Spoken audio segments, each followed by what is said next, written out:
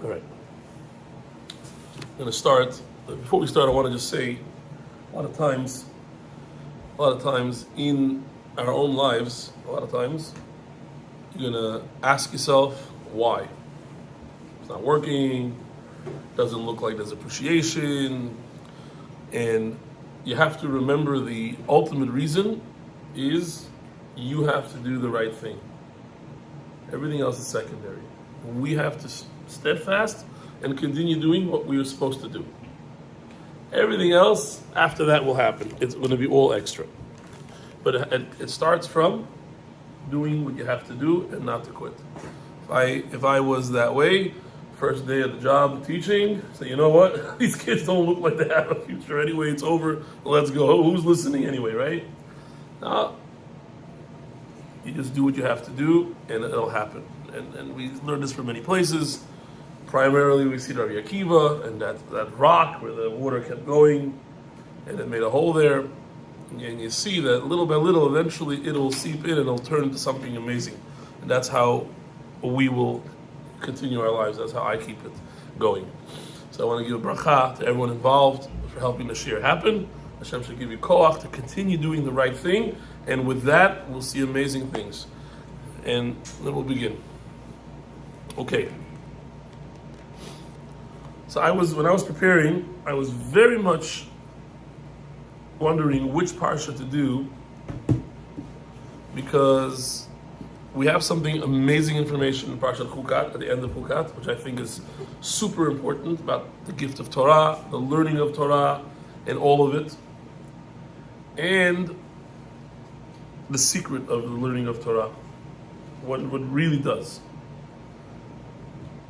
And I had goosebumps when we were eating here, and I had goosebumps because I heard someone say something, and I said, oh my gosh, Zera Shimshon, for sure you'll get that. But any Torah you're learning, you're going to get as well. Zera Shimshon gives you more, because the guy had a haftacha. But learning Torah, we'll see. We'll see. We're going to get to that. So first I want to start with the Gemara. We're going to do Parshat Balak, a little bit of Balak, and then we're going to take it in. So I'm going to begin with a Gemara. Seemingly, the Gemara there's no connection from the Gemara before to the Gemara after, but we're going to see there is a connection. And the Zera Shimshon, that entire piece of Gemara, is the entire Zera Shimshon, the Rosh Aleph. It's amazing. And we'll look at the Gemara, and then we're going to do the Zera Shimshon. It's going to be an amazing piece.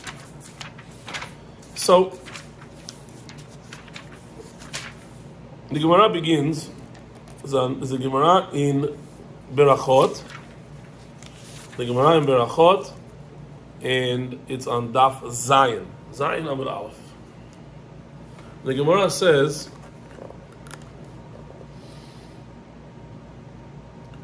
where I was talking about what should a person do. The Gemara first talked about a person getting a bracha. We'll start from there. The Gemara asks, what does Hashem daven? What does Hashem pray? My matzle, what does Hashem pray? Omar Rav Zucher Bartuvia, Omar Rav, I'll tell you what he prays. Yehi Ratzon, may it be the will, Yehi Ratzon milifanai, my will, Sheyechebeshu rachamai, that my mercy should take over, ka'asai, my anger. V'yegolu rachamai al midotai, and my rachamim should take over and overcome my attributes, because we know Hashem goes midah keneged midah. Let the rachamim side take over. Ve'etnaheg im banai b'midat rachamim, and I should be with my children with the attribute of mercy. Ve'ikanes lahem lifnei mishurat hadim, and I should do more than the letter of the law. If they did X amount, I want to do much more for them. We know that in the Sifrei Musar, you open for me a little hole of the needle, and I'll open to you an entire palace, an entire ulam. That's what it says. And then the Gemara cites almost something very identical.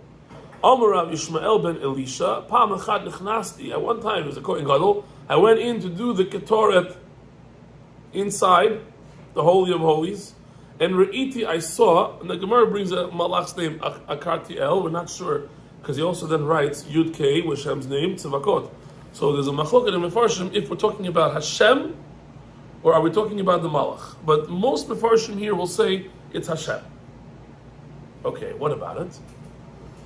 And we saw Shehu Yoshev Al Kisei Ram V'Nisa, that he's sitting on his throne,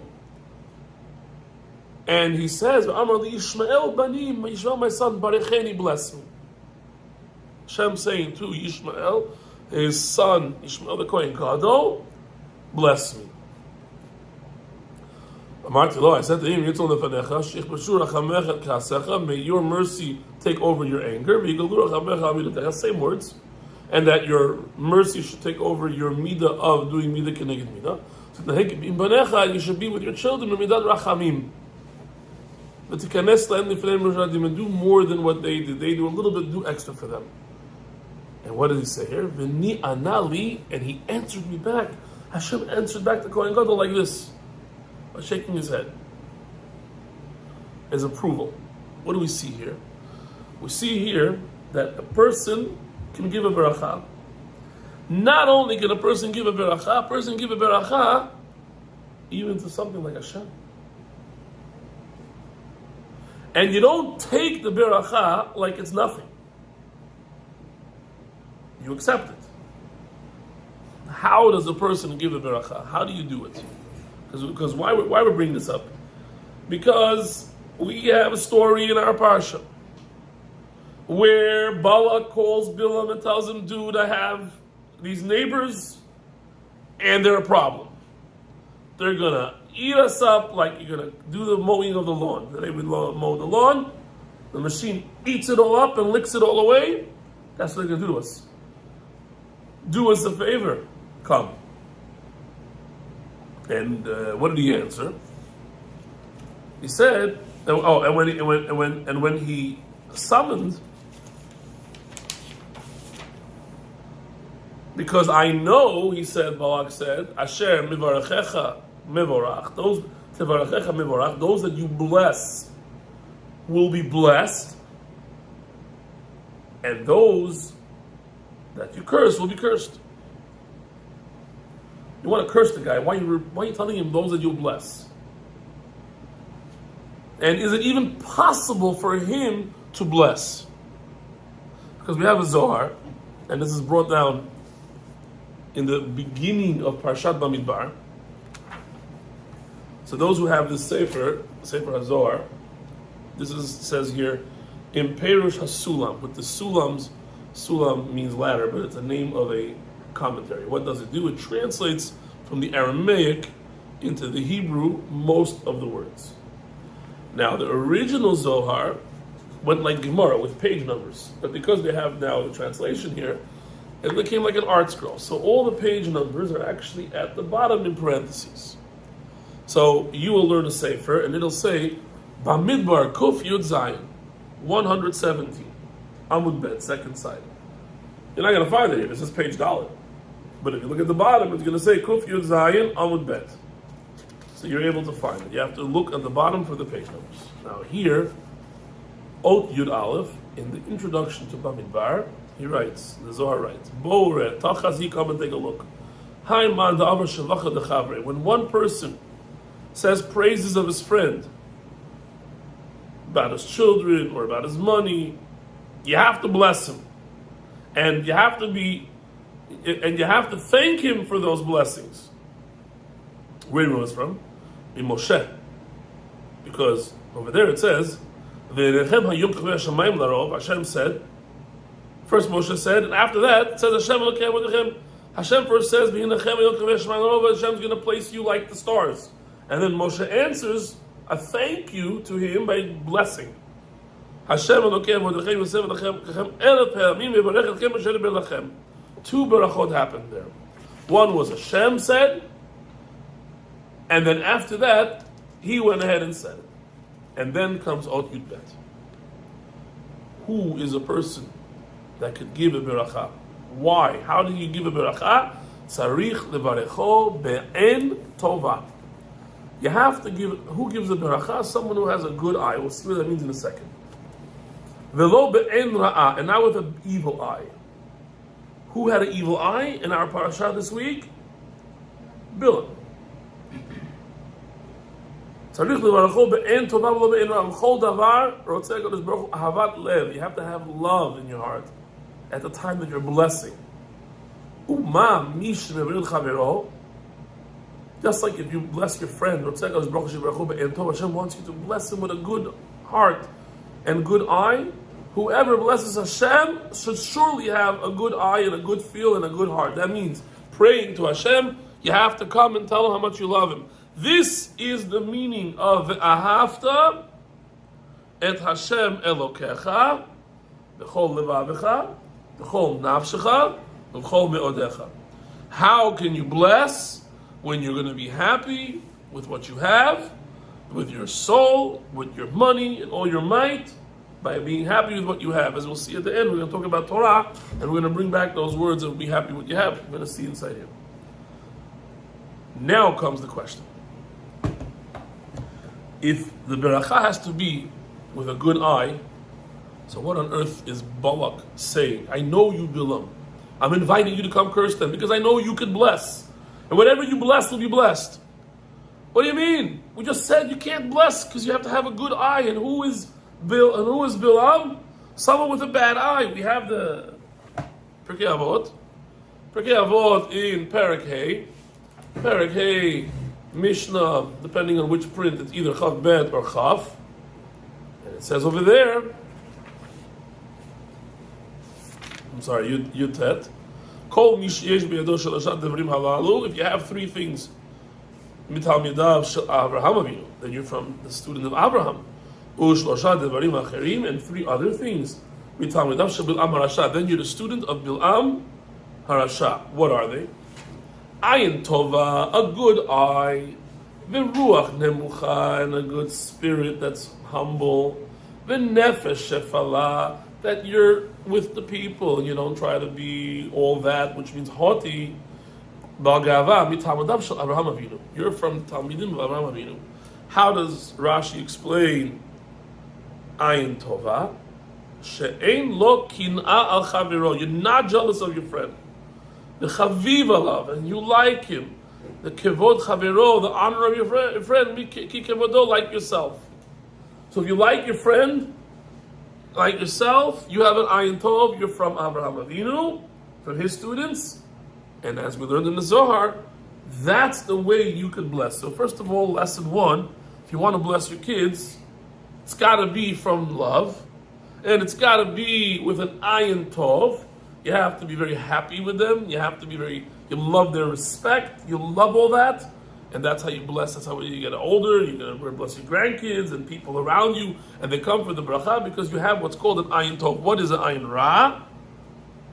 Ayin ra, if you have an evil eye, the ruach gevoa, and your spirit's all the way up there, the nefesh rechava, and your soul is so wide, mitalmidav shel bil'am harasha.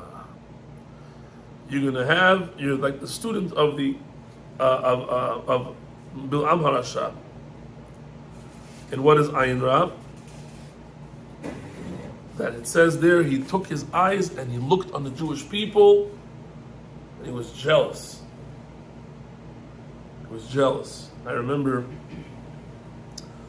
there was one of my neighbors, it was interesting, in Brooklyn stories. Someone, I said this last time, someone got shot. And it was execution style. Long story short, someone came out and was always worried. Didn't look Jewish, it was a Jewish neighborhood.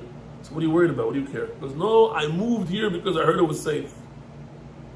I came here because it was safe, and now that this was this here, I'm very worried. Someone who's jealous. He was jealous. How much was he jealous? He said, I want to die the death of these people, not live like them. I want my outcome to be like them.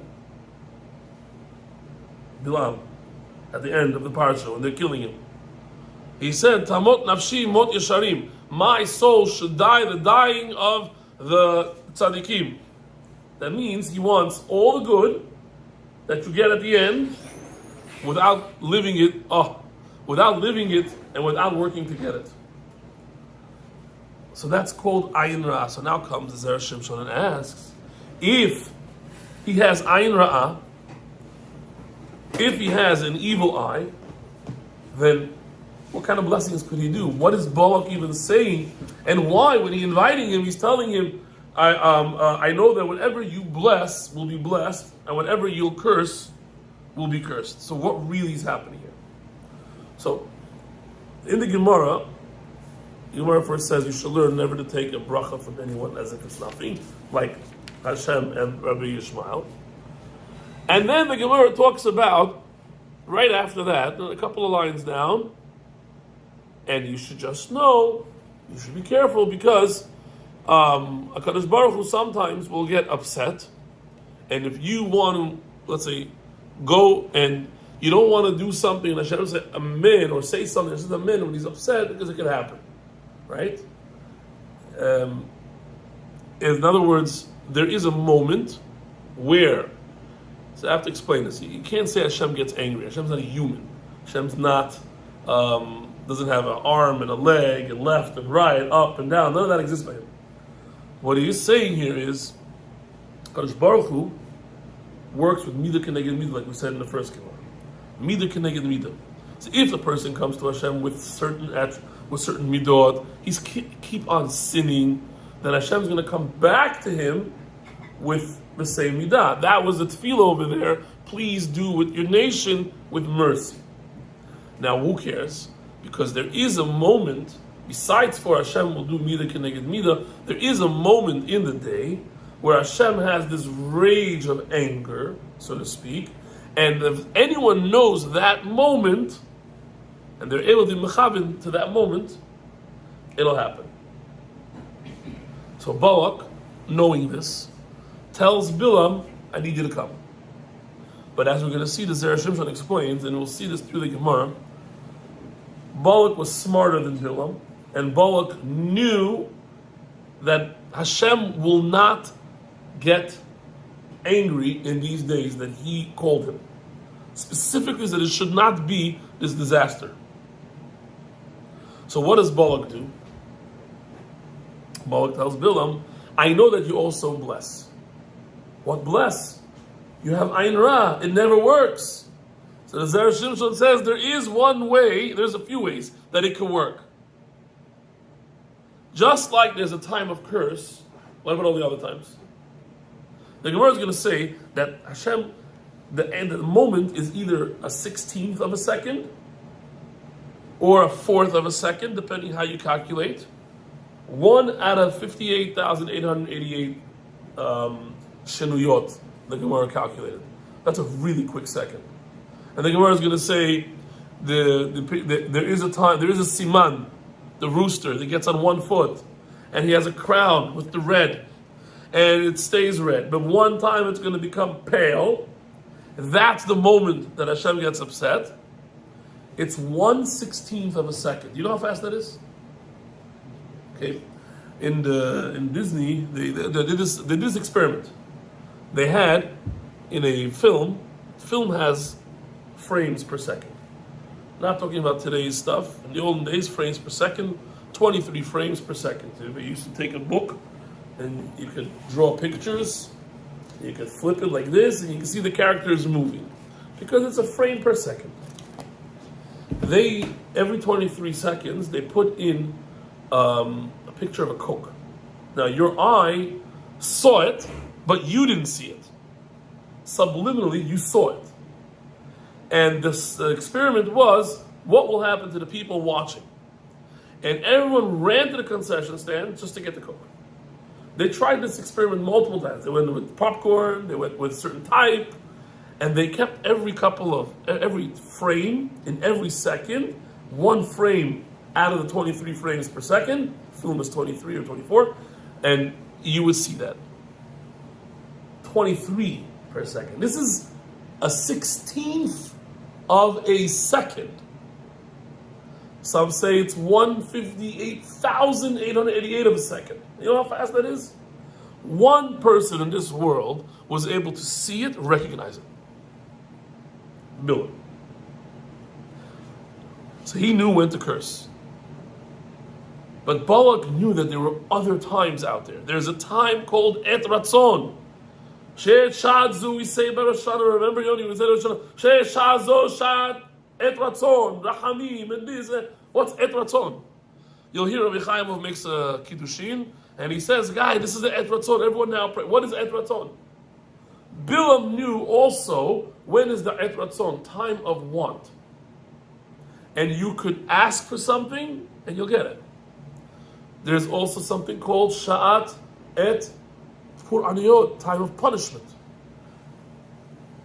He says to him, I know that you bless, and it happened, even though you have ayin ra, even though you have evil eye, you're a jealous person.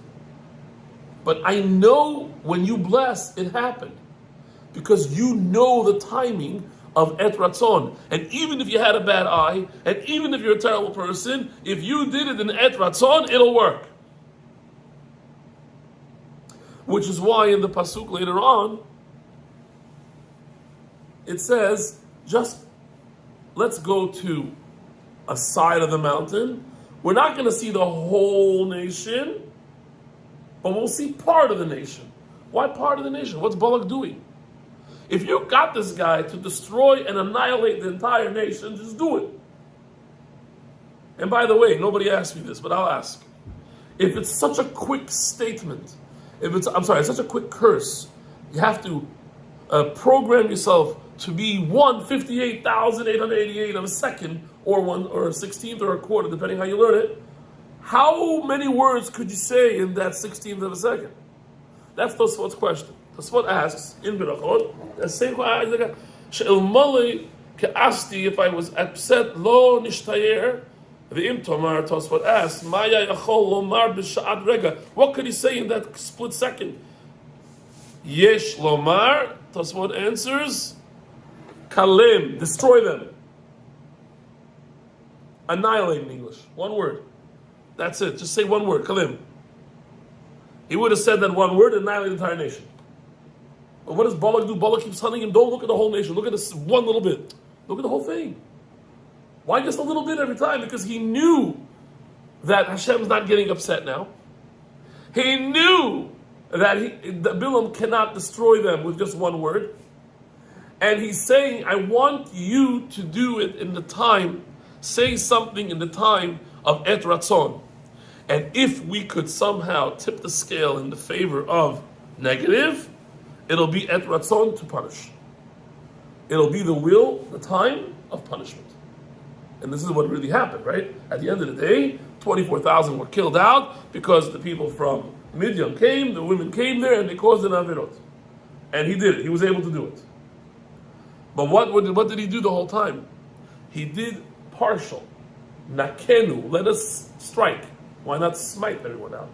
Because Balak was a bigger, smarter in this than Bilam. Balak knew, but he just didn't know what times were what. The only person that knew it was Bilam. As the pasuk says, Yodea Da'at Elyon. He knew the knowledge of the sky. He knew the times. He knew the times. So now, first thing is, so he asks, why does it say anything about a bracha? But he's a bad guy. His bracha doesn't count.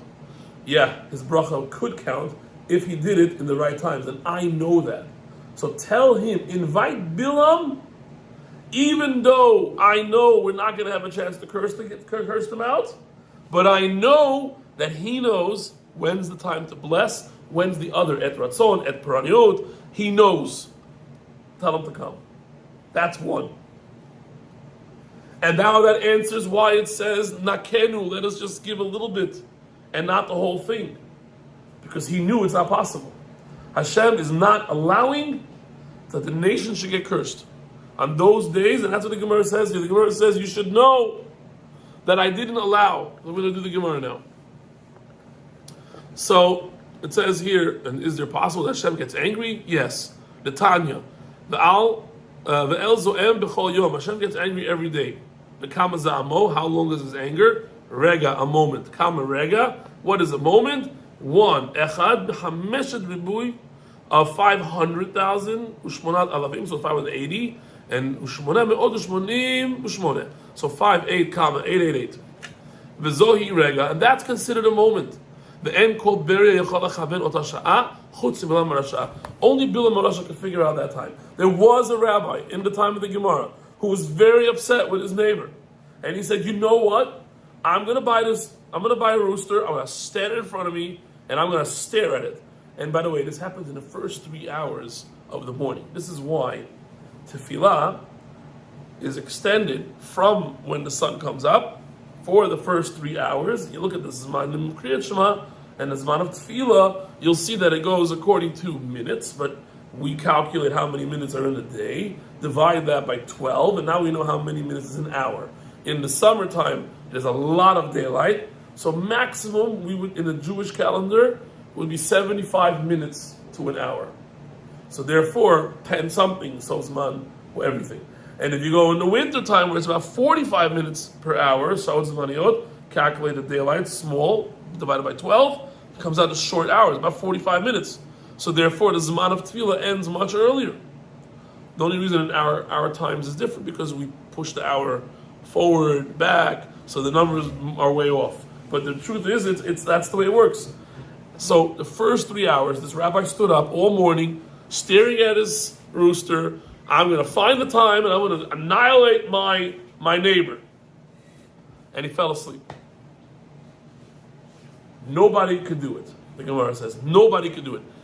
There is Perushim that say, by the way, if a person, because of his anger and cursing, and got his neighbor punished, he himself will go to Shemayim, the one who did it, because he's right? And he himself will be punished. Because Hashem doesn't like it when you go and put someone into the Gaon. You're not supposed to do that. So Hashem saved this rabbi as well. Didn't let him fall asleep. But nobody's able to figure out Da'at Elyon.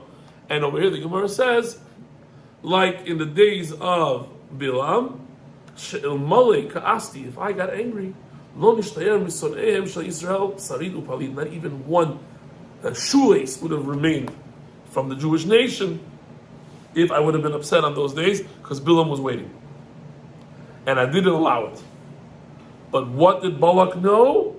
Balak knew that Bilam knows also when to bless, even though he's a Rasha. And he knows when to say certain things as not going to destroy everyone, but it could bring punishment. And that's what he did. I don't want to get into the rest of it, but I'll just quickly say, he was jealous on the fact that we kept tzniut, even like we do here. And how Hashem made it that today when you build, they do that. What do they say? They say you can't invade someone else's property, privacy. You can't invade someone's privacy. So they look at your house and they see you got a window here that invades his privacy. You have to put a tree there. You have to do this. There's laws behind everything. He saw that the tents of the Jewish people, their doors were all staggered in a way where nobody saw how the other guy was living. It was in a tzniut way. He got jealous of that, and the opposite of tzniut happened. The women of Midian made him do avodah zarah, and that led to death. That's what Balak's mission was. And Bilam at that point saw that Hashem didn't want him to do anything. So, as you're going to see in the second Drush and the third Drush, Bilam was forced, technically. Yeah, so one question left was, we know that Sichon took over Moab. He destroyed the city of Heshbon, took it over. He needed Bilam's help for that. They called Bilam, they made their curses, and they took it over. Next was us on the list. It says Sichon. You see the end of Chukas. And over there, it looks like he didn't care anymore. Why you needed Bilam for them and not for us? So Bilam was able to curse over there. What kind of cities were Heshbon? Heshbon was a city that was so fortified, no nation in the world even would have thought of coming to attack them. A fortified city that's so strong, a wall within a wall, hidden. You can't break it, you can't penetrate it. All those old films that show everyone with a battering ram trying to break the walls. You can't break it. There's a wall within another wall, another wall. There's nothing to break. You're wasting time. No wood could go through that. So everyone gave up. Once they got through Sichon took over the city of Heshbon, they said, we don't need any more Bilam. We were able to take care of the hardest thing. You think these Jews have no town, no nothing, that's going to bother us? And so they didn't care. And at that point, they went in and Hashem gave them to the hands, into our hands, and we killed them out. So we have to realize, and there's a Gemara Megillah about this, don't think because somebody's in the White House that's Jewish, or someone cares about Israel, made the consulate, or whatever it is, oh, we're good, we can just rely on them. You can't rely on anyone except for your own tefillot. So if you're not, chas v'shalom, that could happen. Now, what happened with Bilam finally getting through to go and curse? So he was on his donkey. And when he was on his donkey, and he went through the Kerem, he went through this vineyard. Someone else also went through this vineyard. Noah, after the entire catastrophe of the world destroyed, Noah also went and planted a vineyard.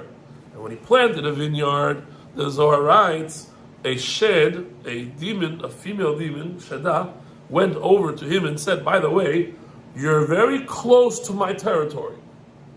You better be careful with what you do with your vineyard.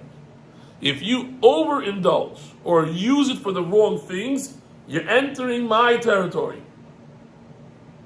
And he did enter her territory.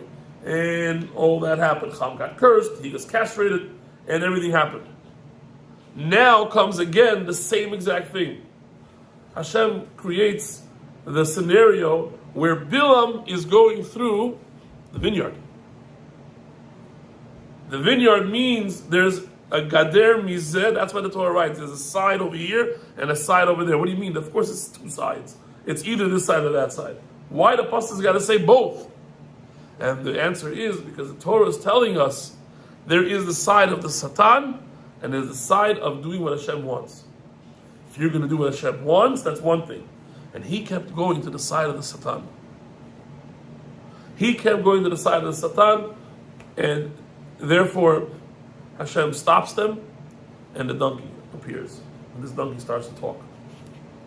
And the Zera Shimshon tells us that you should just know that, first of all, a malach of mercy stopped Bilam and begged him to not continue, and if you will continue, only to follow whatever Hashem said, because you're about to do what the Satan does, the Satan wants you to do, and that's not good. And then we see something very interesting. Even though he was a Rasha, Bilam, and even though we could have thought that he was a good guy, but we see in the Pirkei Avot, Rasha completely, there's nothing from him. The donkey was killed out of respect. So no one should go and point and say, that's the donkey. Remember, Bilam, that's the donkey. But there's a deeper level with that. The donkey was, took a picture of it from a different sefer, that the donkey was actually a she-donkey, a female donkey, and the donkey was also used with Bilam and bestiality. And in order to not, some say the other way around, in order to not embarrass the donkey, he killed the donkey off. And where do we learn this from? From the words where it says there, the otah hechieti, and I should have killed you I should have killed you and left her alive. Those are the words. The otah hechieti. I should have killed you and left her alive, meaning the donkey. Meaning, what does that imply? That the donkey was killed. Zera Shimshon goes all on this and says, how dare you kill this donkey? Why? He's the Rasha. We're worried about him being embarrassed. See, he brought the whole Gemara in Sanhedrin, which I'm not going to get into, but it's interesting to point out that he saw the end was coming, Bilam saw the end was coming, and Bilam realized that Hashem was upset with him, and at that point, he already started to talk whatever Hashem wanted him to say. He said it, and although he sounded like a Navi over there, he was a Rasha, he had ulterior intentions. And he said at the end, he gave away his secret, which was what? I want to die, the death of the Yesharim, the death of the straight people. That's what he wanted. So I just want to point out something. What could have stopped Bilam from all these mistakes? The guy knew how to talk to Hashem. The guy knew everything from Shemayim. He knows everything. What was the problem? Problem was even jealousy. So what's the problem there? How do you fix that? So if you go back to the Parsha Chukas, that would be because we have two Parshiot this week. And in Chukas, there's literally it talks about the learning of Torah, the gift of Torah. It says over there that we traveled from Midbar to Matana to Nachaliel, and Nachaliel to Bamot. The drasha is we went from wilderness to Matana, to the present.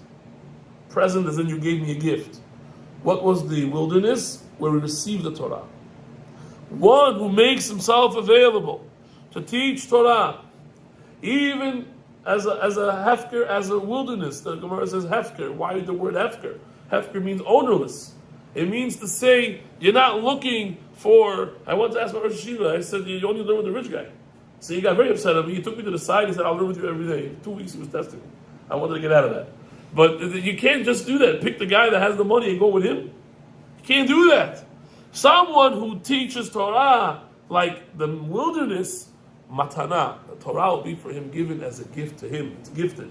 Once you get the gift, the knowledge of Torah, it becomes nachal el. God gives it to you as an inheritance. It stays with you. It stays with your kids. Not just someone who teaches Torah. Someone who accepts the Torah and says, don't say, when I become rich, I'm going to come learn. No, hefker means ownerless. That means not rich, not poor. Don't make a difference. I'm coming to learn Torah, whether or not there's business or pleasure, whatever it is. Doesn't make a difference. Torah, I'm coming. Then it becomes matana, as a present to you, and nachaliel, it becomes your inheritance.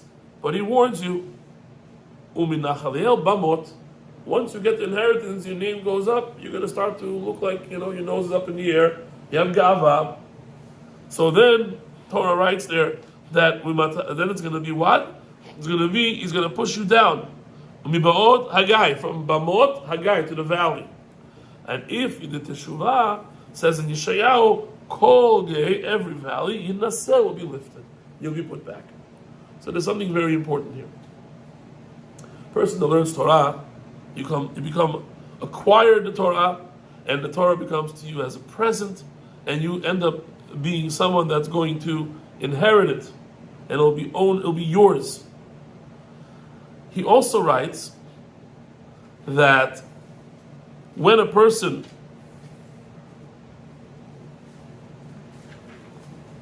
I'm going to go to the punchline because we're running out of time.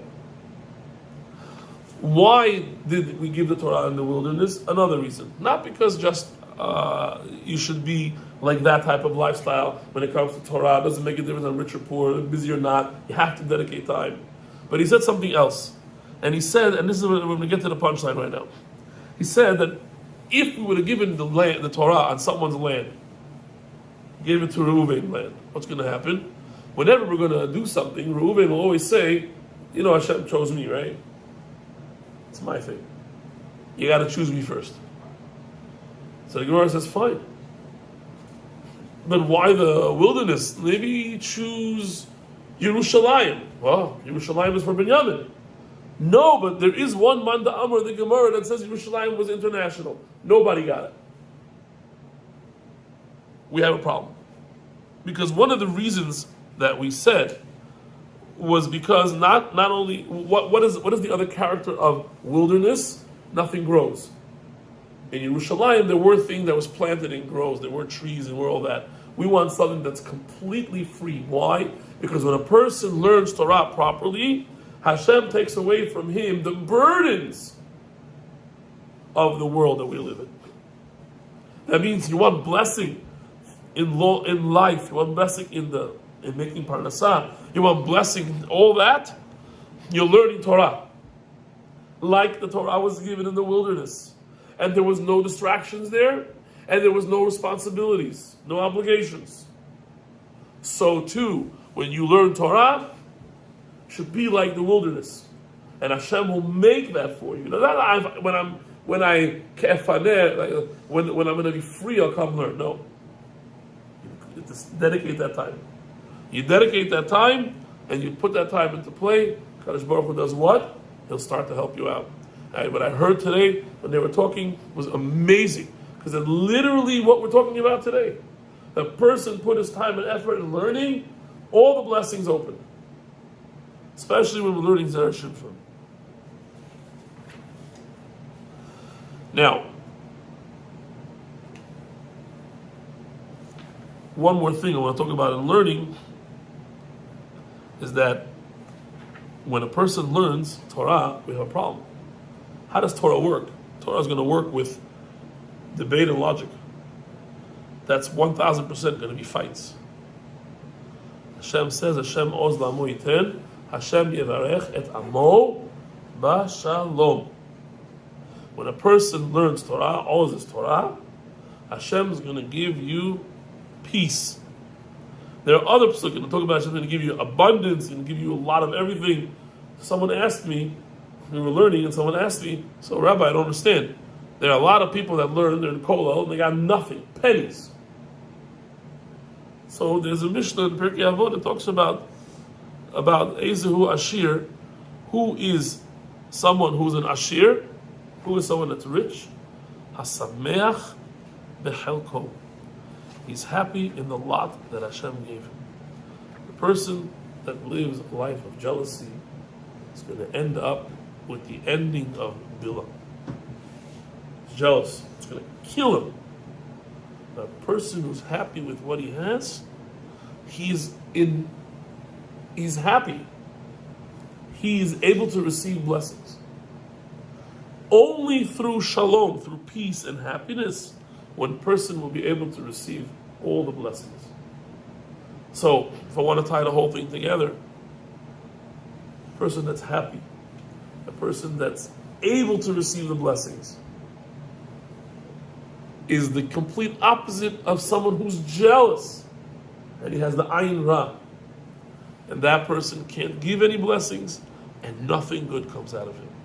But if the person has the ayin tov, he's from the children of Abraham Avinu, then all the blessings will come to him. And that's really the lesson that we have from Chukas and Balak together.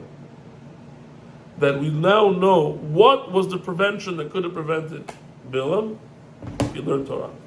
If he went to Yeshivat Shem Ve'ever, he would have known who Hashem was. He would have been a different person. Respectful. He was the Navi for the rest of the world. So now one of them should say, you didn't give us a Moshe Rabbeinu. He knew more than Moshe when it comes to Shemayim. He knew more than Moshe Rabbeinu. But he chose to live his life that way. When I get older, I'll come into tshuva. Now let me live the way I want, but when I die, mot yesharim. I'll die the way of the tzaddikim. You don't know what's going to be on that end of your life. We learned that last week. Rabbi Lamb talked about it as well. He said, Kohen Gadol for so many years, then went the wrong way. How does that happen?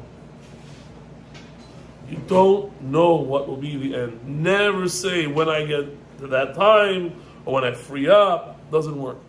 You're not. They say if the guy was busy when he wasn't and he had nothing to be worried about, he will for surely be busy after he has everything, because he has now marbe nechasav, more stuff, marbe da'agod, more worries, and he will be less available for Torah. So maybe the will that we continue in the shiur and continue learning, and we'll hopefully, with the blessings that the Torah has for us, we'll be able to see Mashiach Tzidkeinu and Rabbi Yameinu. Amen.